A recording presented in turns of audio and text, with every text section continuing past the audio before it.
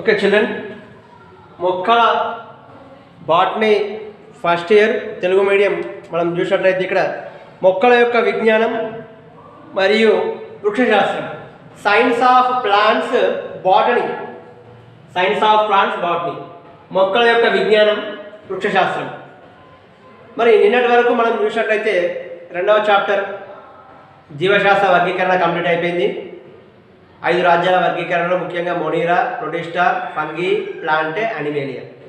నిన్నటి క్లాస్లో మనం 6 రాజ్యాల వర్గీకరణ, వైరస్ల గురించి, వైరాయిడ్ల గురించి, ప్రియాన్ల గురించి, లైకిన్ల గురించి, tobacco mosaic virus diagram, bacteriophage diagram ఇవి చర్చించుకోవడం జరిగింది. ఈరోజు క్లాస్లో మరి కంప్లీట్గా మనకు 3rd చాప్టర్ స్టార్ట్ చేస్తున్నాం కానీ అది మొక్కల విజ్ఞానం మరియు వృక్షశాస్త్రం. మరి ఇందులో ముఖ్యంగా మీరు తెలుసుకోవాల్సిన విషయాలు ఏంటి అంటే ముఖ్యంగా మరి ఈ జీవశాస్త్రం వృక్షశాస్త్రం యొక్క పరిధి ఏంటిది, మరి పుట్టుక ఏ విధంగా ఉంది, అభివృద్ధి ఏ విధంగా ఉంది, దాని పరిధి ఏంటిది, తర్వాత అందులో ఉండే శాఖలు ఏంటివో తెలుసుకుందాం. ఫస్ట్ మరి పుట్టుక, ఒరిజిన్, పుట్టుక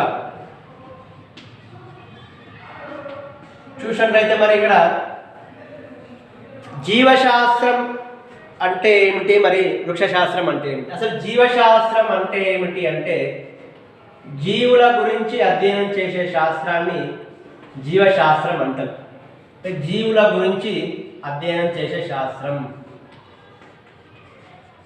జీవుల గురించి అధ్యయనం చేసే శాస్త్రం, జీవుల గురించి అధ్యయనం చేసే శాస్త్రాన్ని మనం జీవశాస్త్రం అంటాం. దీన్ని ఇంగ్లీష్లో మనం ఏమంటాం అంటే బయాలజీ అంటాం, బయాలజీ. మరి గ్రీకు భాషలో ముఖ్యంగా మరి ఈ గ్రీకు భాషలో బయోస్ అంటే జీవము, గ్రీకు భాషలో బయోస్ అంటే ఏమిటంటే జీవము,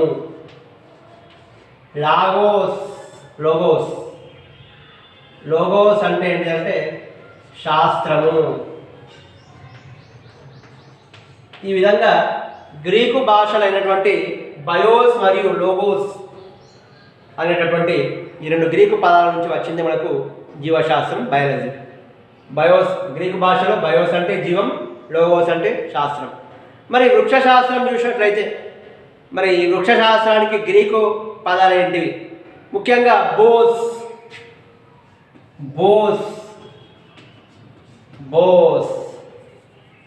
అంటే ఏమిటంటే ఇక్కడ గ్రీకు భాషలో బోస్ అంటే ఏంటంటే పశువులు, బోస్ అంటే ఏంటంటే పశువులు. తర్వాత బోస్కిన్, ఓకే బోస్కిన్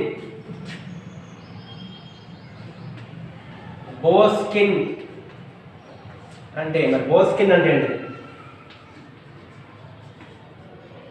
బోస్కిన్ అంటే ఏంటంటే పశువుల మేత అని అర్థం.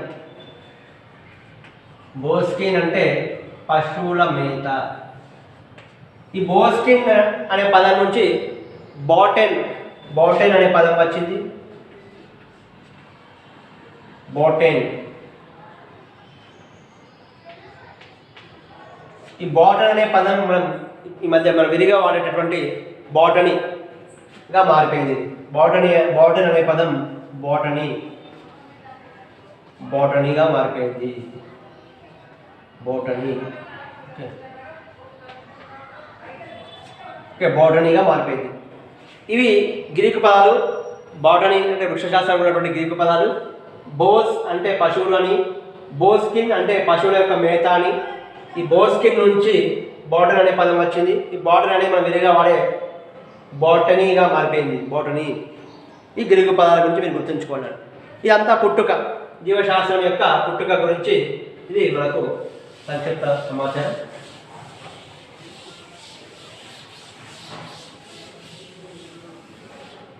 ఓకే, మరి అభివృద్ధి మరి ఏ విధంగా ఉంది? పుట్టుక తర్వాత మరి డెవలప్మెంట్, అభివృద్ధి, వృక్షశాస్త్రం యొక్క అభివృద్ధి ఏ విధంగా ఉంది?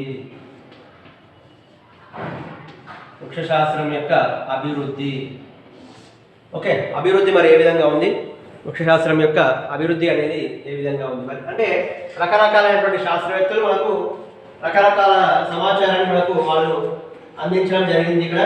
మరి వాటి వల్ల మరి అభివృద్ధి ఏ విధంగా జరిగింది, ముఖ్యంగా చూసినట్లయితే మరి చాలా అనేక మంది శాస్త్రవేత్తలు జీవశాస్త్రం అభివృద్ధి చెందడంలో అనేక విధాలుగా వాళ్ళు తోడ్పడ్డారు. ముఖ్యంగా మనం చూసినట్లయితే మరి ప్రాచీన కాలం నుంచి మనం చూసినట్లయితే క్రీస్తు పూర్వం 1300 సంవత్సరంలో క్రీస్తు పూర్వం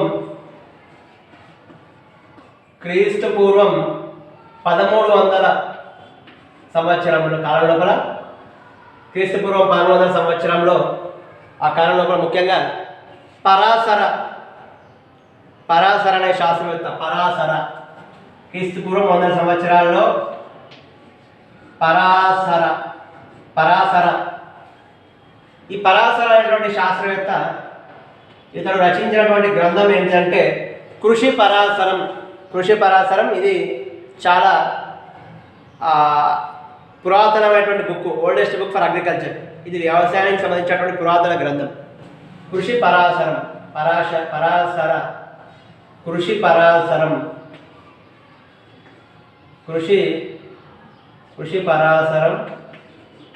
ఇది అతి ప్రాచీన వ్యవసాయ గ్రంథం. ఇది వ్యవసాయానికి సంబంధించి అతి ప్రాచీన గ్రంథం. అతి ప్రాచీన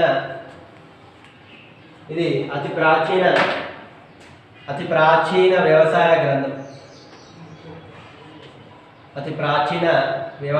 గ్రంథం. ఇది వ్యవసాయానికి సంబంధించి అతి ప్రాచీనమైనది. మరి ఇందులో అతను ముఖ్యంగా పరాశరుడు రచించినటువంటి కృషి పరాశరం, ఇందులో ముఖ్యంగా వ్యవసాయం గురించి, కలుపు మొక్కల గురించి అతను చెప్పడం జరిగింది. ముఖ్యంగా ఇందులో వ్యవసాయం గురించి, అదేవిధంగా కలుపు మొక్కల గురించి ప్రస్తావన ఉంది. వ్యవసాయం ముఖ్యంగా కలుపు మొక్కల గురించి అందులో ప్రస్తావన అనేది ఉంది. వ్యవసాయం మరియు కలుపు మొక్కల గురించి అందులో ప్రస్తావన ఉంది. మరి తర్వాత ఇతడు ఇంకొక బుక్ కూడా రాసిండు. అది ఏంటంటే వృక్షాయుర్వేద అనే ఇంకొక పుస్తకాన్ని కూడా రచించడం జరిగింది. ఈ వృక్షాయుర్వేద అనే పుస్తకంలో ముఖ్యంగా ఇతడు అడవుల గురించి, అదేవిధంగా చాలా మొక్కల యొక్క బాహ్య లక్షణాలు, అంతర్గత లక్షణాల గురించి చెప్పడం జరిగింది. అంతేకాకుండా ఔషధ మొక్కల గురించి కూడా ఇందులో ప్రస్తావించడం జరిగింది. ఇంకొక గ్రంథం ఏంటంటే వృక్షాయుర్వేద. ఇతడు రచించినటువంటి ఇంకొక గ్రంథం ఏంటంటే వృక్షాయుర్వేద. ఓకే, వృక్షాయుర్వేద అనే ఇంకొక గ్రంథాన్ని కూడా ఇతను రచించడం జరిగింది. ఈ వృక్షాయుర్వేద అనేటటువంటి గ్రంథం లోపల ఇతడు ముఖ్యంగా చూసినట్లయితే ఇతడు అడవుల గురించి, ముఖ్యంగా అడవుల గురించి, అదేవిధంగా మొక్కల యొక్క బాహ్య లక్షణాలను, అంతర్గత లక్షణాలు వివరించిండు.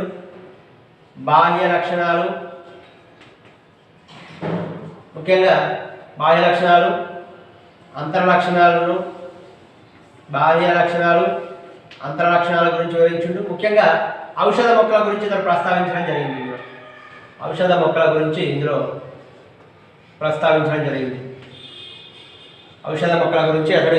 ప్రస్తావించడం జరిగింది. ఓకే, మెడిసినల్ ప్లాంట్స్ గురించి ఇందులో ప్రస్తావించడం జరిగింది. తర్వాత సోక్రటీస్, గ్రీకు ఫిలాసఫర్స్, గ్రీకు తత్వవేత్తలు ఎవరంటే ఇక్కడ ముఖ్యంగా సోక్రటీస్, ప్లేటో, అరిస్టాటిల్. ఓకే, వీళ్ళు కూడా వృక్షశాస్త్రం యొక్క అభివృద్ధిలో చాలా వరకు కృషి చేశారు. ఎవరంటే వాళ్ళు గ్రీకు తత్వవేత్తలు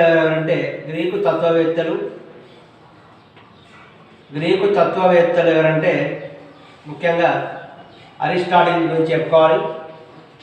ఇక్కడ జీవశాస్త్ర పితామహుడు అంటాం అరిస్టాటిల్. తర్వాత ప్లేటో,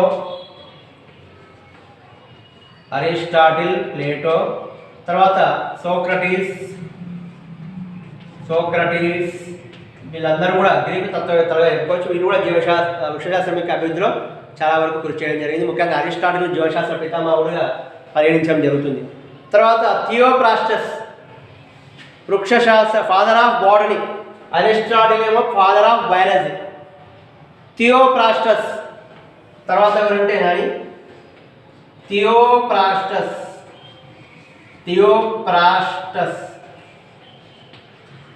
ఇతన్ని మనం వృక్షశాస్త్ర పితామహుడుగా చెప్పుకోవచ్చు. థియోప్రాస్టస్ ఇతడు వృక్షశాస్త్ర పితామహుడు థియోప్రాస్టస్.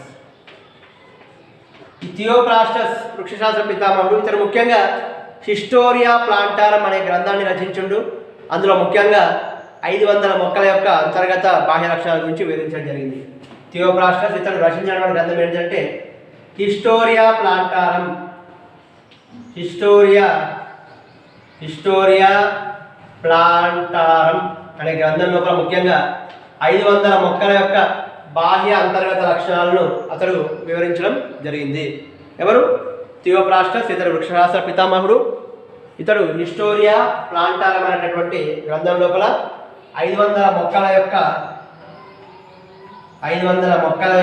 బాహ్య లక్షణాలను అంతర్గత లక్షణాలను అతడు మనకు వివరించడం జరిగింది. ఇక తర్వాత చూసినట్లయితే మరి పునరుజ్జీవన కాలం 16 మరియు 17వ శతాబ్దం సంవత్సరాలు. 16 మరియు 17వ శతాబ్దం. 16 మరియు 17వ శతాబ్దం. దీన్ని మనం పునరుజ్జీవన కాలం అని అంటాం. ఈ పునరుజ్జీవన కాలం 16వ మరియు 17వ శతాబ్దం యొక్క మధ్య భాగంలో. పునరుజ్జీవన కాలంలో ముఖ్యంగా సహజ ఆవరణలో పెరిగే మొక్కలపై ప్రయోగాత్మక అధ్యయనం అనేది ప్రారంభమైంది. ఓకే, పునరుజ్జీవన కాలం దీన్ని మనం ఏమంటాం అంటే హెర్బలిస్టుల యుగం అంటాం. పునరుజ్జీవన కాలం దీన్ని మనం ఏమంటాం అంటే హెర్బలిస్టుల కాలం. ఈ హెర్బలిస్టుల కాలం లేదా హెర్బలిస్టుల యుగం లోపల ముఖ్యంగా సహజ ఆవరణంలో పెరిగే మొక్కల యొక్క ప్రయోగాత్మక అధ్యయనం అనేది ప్రారంభమైంది. అంటే సహజ ఆవరణంలో ఏవైతే మొక్కలు పెరుగుతాయో ఆ సహజ ఆవరణంలో పెరిగే మొక్కల యొక్క ప్రయోగాత్మక అధ్యయనం అనేది ప్రారంభమైంది.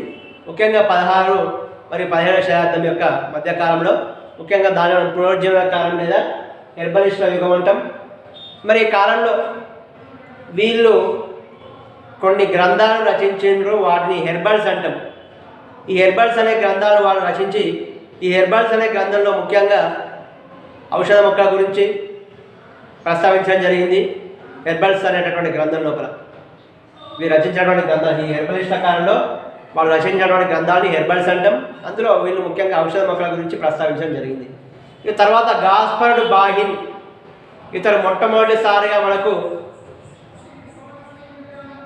ద్వినామీకరణ విధానాన్ని ప్రవేశపెట్టింది ఎవరంటే గాస్పర్డ్ బాహిన్. అంటే కెరోలస్ లిన్నేయస్ కంటే ముందే ఇతడు గాస్పర్డ్ బాహిన్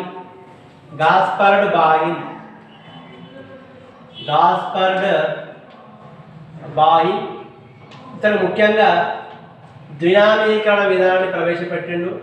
ద్వినామీకరణ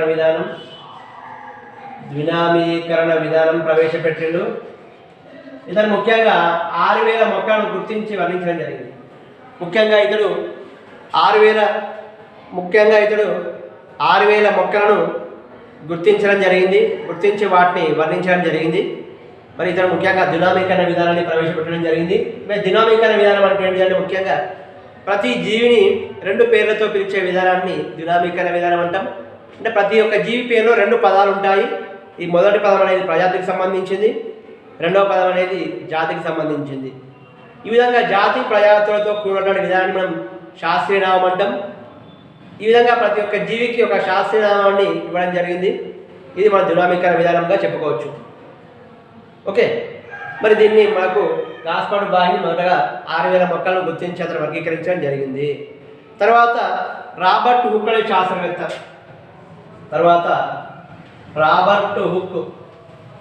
ఇతడు మొట్టమొదటిసారిగా కణాన్ని ఆవిష్కరించినటువంటి శాస్త్రవేత్త, కణాన్ని కనిపెట్టినటువంటి శాస్త్రవేత్త. ఈ డిస్కవర్డ్ ద సెల్. కణం జీవుల యొక్క నిర్మాణాత్మక మరియు క్రియాత్మక ప్రమాణం ఏంటంటే కణం. మరి ఇతడు కణాన్ని మొట్టమొదటిసారిగా ఇతడు కనిపెట్టడం జరిగింది. అంతేకాకుండా ఇతడు ముఖ్యంగా చూసినట్లయితే మరి మైక్రోగ్రాఫికా, ముఖ్యంగా ఇతడు మైక్రోగ్రాఫికా. మైక్రోగ్రాఫికా ముఖ్యంగా ఇతడు మైక్రోగ్రాఫికా అనేటటువంటి ఈ పుస్తకంలో ఈ కణాల గురించినటువంటి అన్ని విషయాలు ఇతడు చెప్పడం జరిగింది. ఓకే, తర్వాత వచ్చినటువంటి శాస్త్రవేత్త మనం చూసినట్లయితే కేరోలస్ లిన్నేయస్. ఇతడు దినామీకరణ విధానంతో పాటు లైంగిక వర్గీకరణ వ్యవస్థను కూడా ఇతడు ప్రవేశపెట్టడం జరిగింది. లైంగిక వర్గీకరణ వ్యవస్థను ప్రవేశపెట్టడం జరిగింది. కేరోలస్ లిన్నేయస్.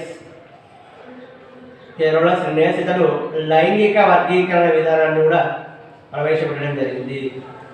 లైంగిక వర్గీకరణ విధానం.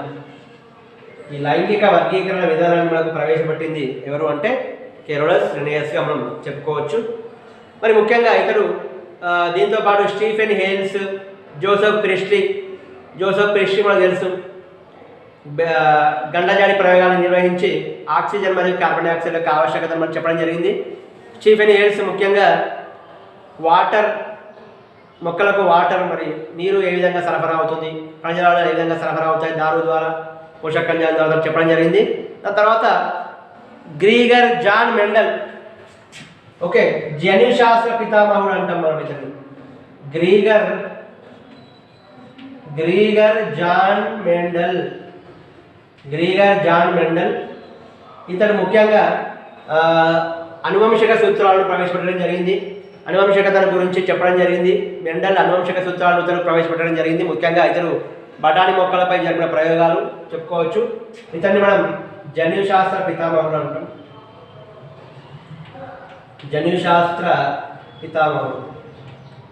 ఇతన్ని మనం జన్యుశాస్త్ర పితామహుడుగా చెప్పుకోవచ్చు. ఇతడు గ్రీగర్ జాన్ మెండల్. ఇతడు జన్యుశాస్త్ర పితామహుడుగా మనం ఇతని గురించి చెప్పుకోవచ్చు. గ్రీగర్ జాన్ మెండల్ జన్యుశాస్త్ర పితామహుడు. ఇక తర్వాత చూసినట్లయితే మనకు చాలామంది శాస్త్రవేత్తలు ఉన్నారు నాని. దాని తర్వాత చూసినట్లయితే ముఖ్యంగా చార్లెస్ డార్విన్ జీవ పరిణామ సిద్ధాంతాన్ని ఇతడు ప్రతిపాదించుడు. చార్లెస్ డార్విన్ ఇతడు జీవ పరిణామ సిద్ధాంతం, ఎవల్యూషన్ థియరీ, జీవ పరిణామ సిద్ధాంతాన్ని ప్రవేశపెట్టింది ఎవరంటే చార్లెస్ డార్విన్. తర్వాత బుక్నర్ అనే శాస్త్రవేత్త ఈస్ట్ కణంలో జైనేజ్ అనే ఎంజైమ్ని కనుక్కున్నాడు. బుక్నర్ అనే శాస్త్రవేత్త ఈస్ట్లో జైనేజ్ అనే ఎంజైమ్ ఉంటుందని చెప్పి కనుక్కోవడం జరిగింది. ఈస్ట్లో జైనేజ్ అనే ఎంజైమ్ ఉందని అతడు కనుక్కోవడం జరిగింది. తర్వాత చూసినట్లయితే మనకి ఇక్కడ సట్టన్ మరియు బవేరీలు క్రోమోజోమ్ యొక్క స్ట్రక్చర్ వివరించడం జరిగింది. క్రోమోజోమ్స్ యొక్క పాత్ర ఏంటిది, మరి అనువంశికతలో క్రోమోజోమ్ యొక్క పాత్ర గురించి అతడు వివరించడం జరిగింది. సట్టన్ మరియు బవేరీలు. ఓకే, దాని తర్వాత హ్యూగో డీవ్రీస్ ఉత్పరివర్తన సిద్ధాంతాన్ని ఉత్పరివర్తనాల గురించి చెప్పింది ఎవరంటే ఉత్పరివర్తనాలు. హ్యూగో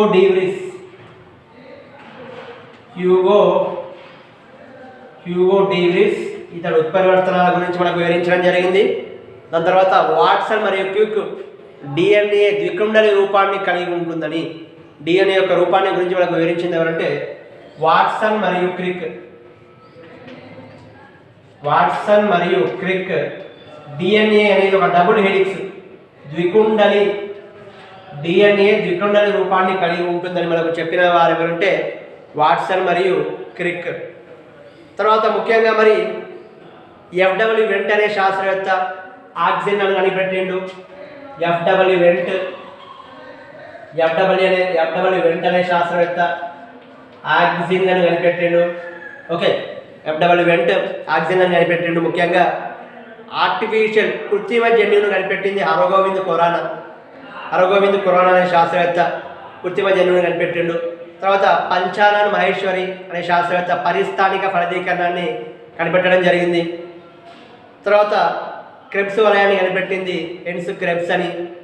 తర్వాత కిరణజన్య సంయోగంలో కాంతి విశ్లేషణ కనిపెట్టింది ఎవరంటే రాబర్ట్